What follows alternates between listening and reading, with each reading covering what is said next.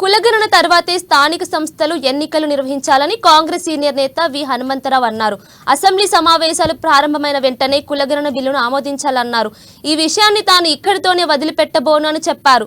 ఇక ఢిల్లీలో ప్రధాని మోడీని కలిసి కులగణన చేపట్టాలని కోరుతా అని కీలక వ్యాఖ్యలు చేశారు. స్వాతంత్ర్యం వచ్చి 70 ఏళ్లు గడుస్తున్నా ఇంకా బీసీలకు న్యాయం జరగడం లేదని తెలిపారు.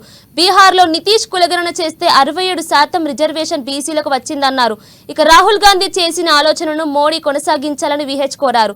తెలంగాణలో కులగణన తర్వాత లోకల్ బాడీ ఎన్నికలు నిర్వహిస్తే బీసీలకు మేలు జరుగుతుందని, ఈ విషయాన్ని సీఎం రేవంత్ రెడ్డి దృష్టికి తీసుకెళ్తామని తెలిపారు.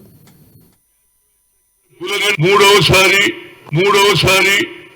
భారతదేశం ఎలక్షన్స్ లో మళ్ళీ ఎన్డీఏ గెలవడం, మళ్ళీ నరేంద్ర మోడీకి అవకాశం రావడం, ప్రజలు ఇచ్చినటువంటి తీర్పును మేము తప్పనిసరిగా సహకరిస్తాము. అదేవిధంగా ప్రధానమంత్రి గారు గత 10 ఏళ్లు ప్రధానమంత్రిగా ఓబీసీ ప్రధానమంత్రిగా ఉన్నాడు గాని బడుగు బలైన వర్గాలకు న్యాయం జరగలేదనేది నా ఉద్దేశం. అదే రాహుల్ గాంధీ గారు కన్యాకుమారి నుంచి కశ్మీర్ వరకు నడిచిన తర్వాత రైతుల సమస్య, నిరుద్యోగుల సమస్య, బడుగు బలైన వర్గాల సమస్య తెలుసుకున్నటువంటి వ్యక్తిగా మేము పవర్లు వస్తే క్యాస్ట్ వైజ్ సెన్సస్ కులగణన చేస్తాం.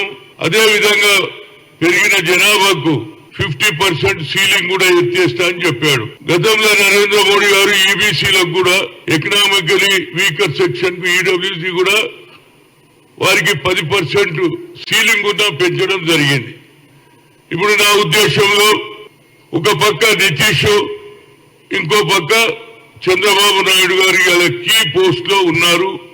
వారిని ఇవాళ నేను ఇప్పుడు పార్లమెంట్ సమావేశంలో అక్కడ జరిగినటువంటి సన్నివేశం చూస్తా ఉంటే ఎక్కువ ఇంపార్టెన్స్ చంద్రబాబుకు, నితీష్ కి ఇచ్చారు. నితీష్ కూడా తన రాష్ట్రంలో కులగణన చేస్తే 67% వచ్చింది ఆయన.